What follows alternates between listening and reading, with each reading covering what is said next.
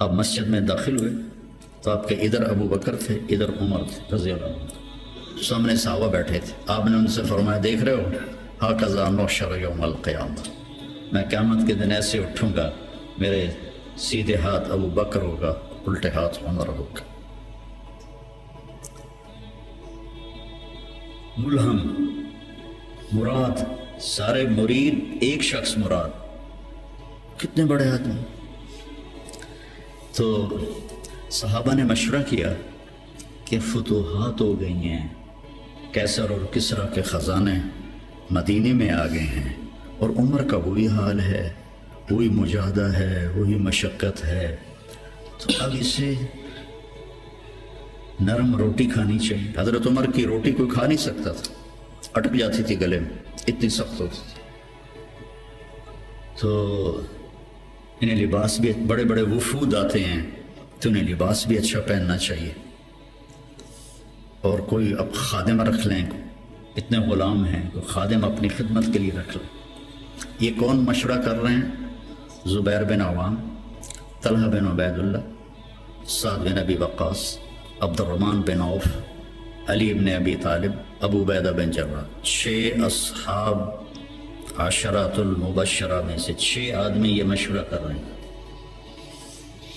حضرت علی نے کہا، مانے گا نہیں، جو تم مرضی کر لو۔ حضرت علی نے کہا نہیں مانے گا، کہا نہیں، ہم انشاءاللہ منوائیں گے، ہم خود نہیں جاتے، ہم حضرت عائشہ کو بھیجتے اور حضرت حفصہ کو بھیجتے، دونوں امہات المومنین ہیں اور ایک بیٹی ہے، تو ان کی ضرور مانیں گے۔ تو یہ دونوں تشریف لائیں اور متکلم بنی حضرت عائشہ، کامر المومنین، آج آپ سے ایک بات کرنی ہے۔ کہنے لگے کہو۔ کہنے لگے اللہ کے رسول کے دور میں نہ دنیا آئی، نہ اللہ کے نبی نے دنیا کا ارادہ کیا، تو وہ مشقت میں گزر گئے۔ میرے باپ ابو بکر کے دور میں دنیا کی فتوحات نہ آئیں، نہ انہوں نے ارادہ کیا، وہ بھی گزر گئے۔ اب اللہ نے آپ کے لیے دنیا مسخر کر دی ہے، اور لہر بہر ہے، اور آپ کا وہی حال ہے، آپ کچھ نرمی کریں۔ وہ جو پچھلی باتیں انہوں نے کی، غلام رکھیں، اچھے کپڑے پہنیں، بڑے بڑے وفد آتے ہیں، نرم کھانا کھائیں، نرم بستر استعمال کریں۔ اور عمر کا رنگ بدلنا شروع ہو گیا۔ تو حضرت حفصہ دیکھ رہی تھے، بے ابا گیا چھت نال، تو جب حضرت عائشہ خاموش ہوئی تو کہنے لگے، یہ بتاؤ تمہیں یہ کس نے بھیجا ہے؟ تو کہنے لگی، پہلے کوئی ہاں نہ کرو تو پھر ہم بتائیں گے۔ کہنے لگے، اگر مجھے پتہ چل جائے نا کہ تمہیں کس نے بھیجا تو میں مار مار مار کے ان کے چہرے لہو لہان کر دوں۔ پھر فرمانے لگے، حفصہ تو گھر والی ہے نا، یہ بتا کبھی اللہ کے نبی نے 2 ٹائم کھانا کھایا؟ زندگی میں کبھی 2 وقت کھانا کھایا؟ وہ کہنے لگی نہیں۔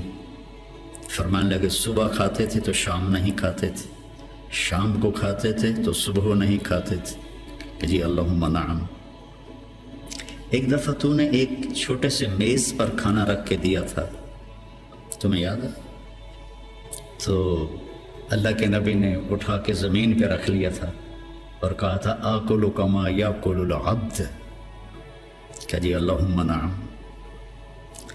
تمہیں یاد ہے اللہ کے نبی کا ایک ہی جوڑا ہوتا تھا اور اسے وہ خود دھوتے تھے، اور بعض اوقات وہ خشک نہیں ہوتا تھا اور بلال آ جاتے، یا رسول اللہ الصلاۃ، تو آپ کہتے ابھی میرے کپڑے خشک نہیں ہوئے، یہاں تک کہ نماز تاخیر ہو جاتی تھی اور آپ وہ خشک ہو کر اس کو پہن کے جا کے نماز پڑھاتے تھے۔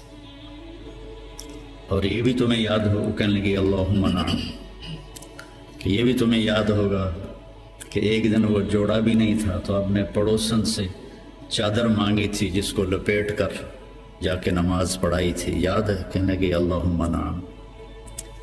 کہ نبی کا بستر کیسا تھا تیرے گھر میں؟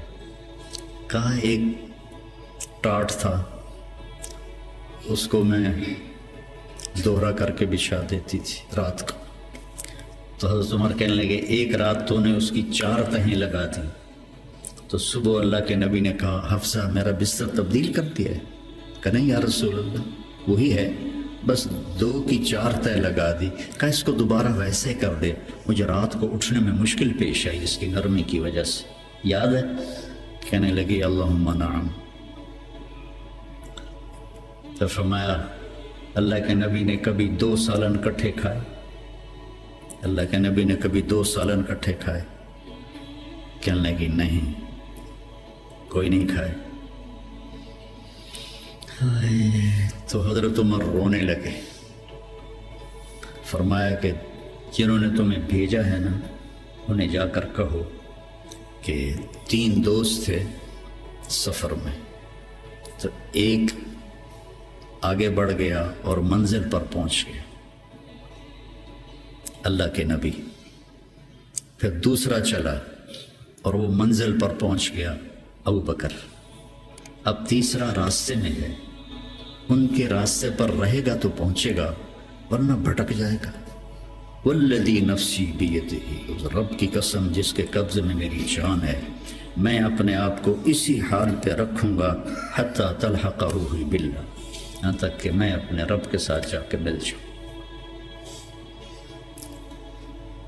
جن کو اپنی ذات کی طرف نبی کی محنت متوجہ کرتی، تحریکیں اوروں کی طرف متوجہ کرتی، اور انبیاء کی محنت یا قوم اعبدوا اللہ ما لکم من الہ غیر، یا قوم انی لکم نذیر مبین ان اعبدوا اللہ واتقوہ واطیعون انی لکم نذیر مبین انی لکم ناصح امین۔ اور جب خنجر لگ گیا اور پتہ چل گیا کہ بچنا ممکن نہیں ہے، تو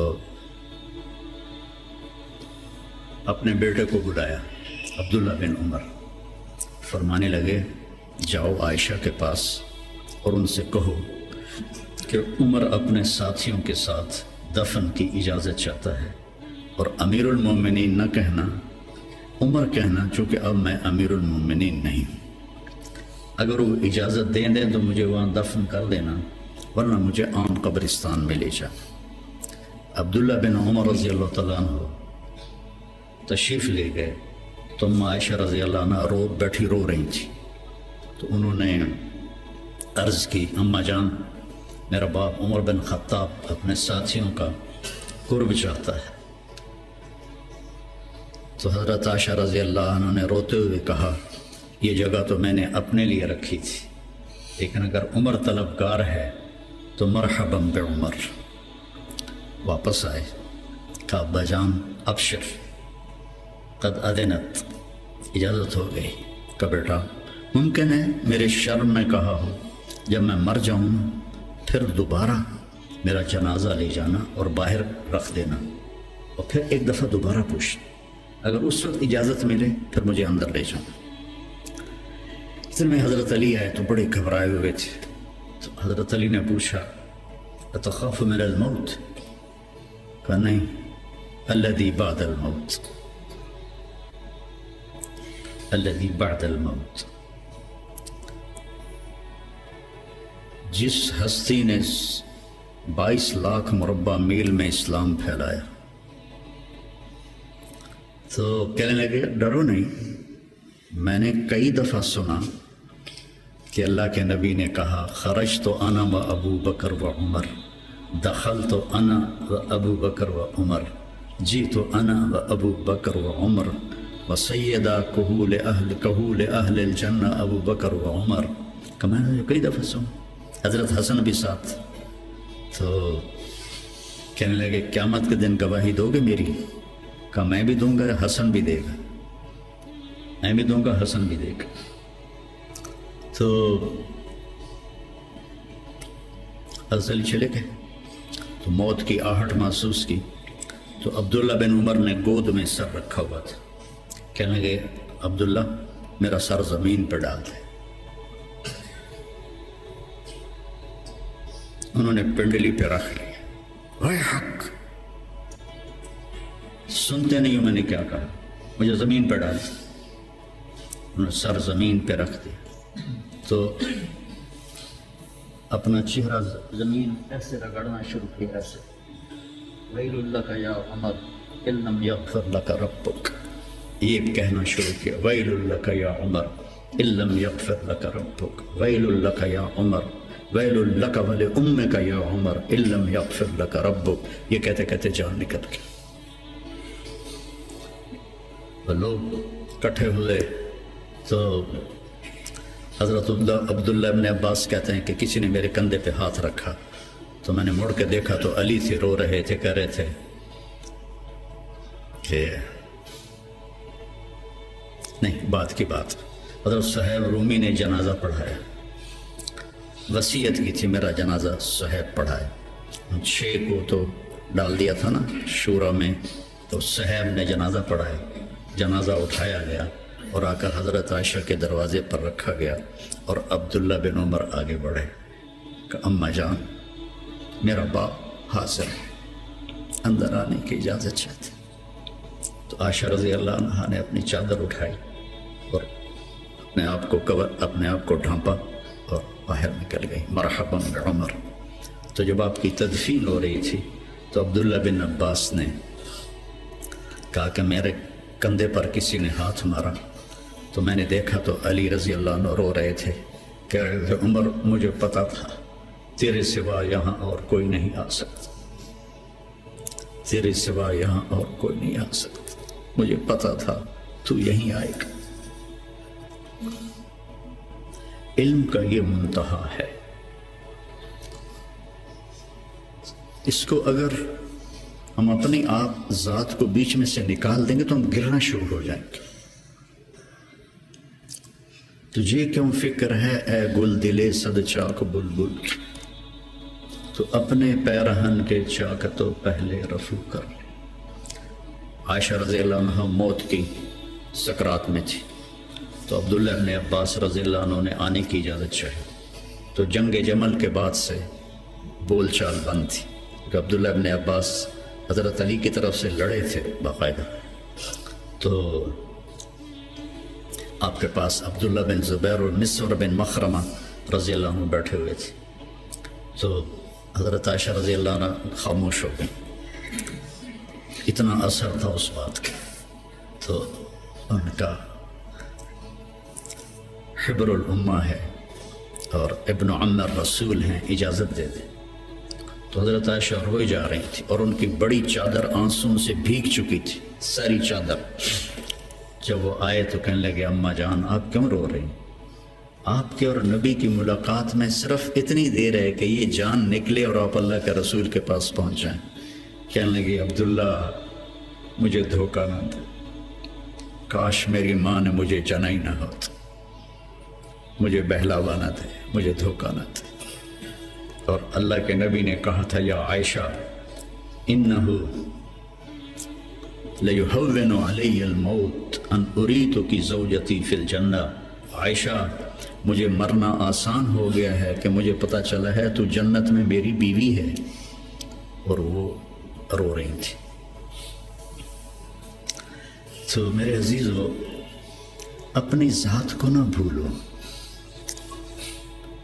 اپنی ذات کو سامنے رکھو گے تو آپ ترقی کرو گے، اپنی ذات کو بھلا دو گے اور عیب پکڑتے پکڑتے، کمیاں پکڑتے پکڑتے آپ کو اپنا آپ بھول جائے گا۔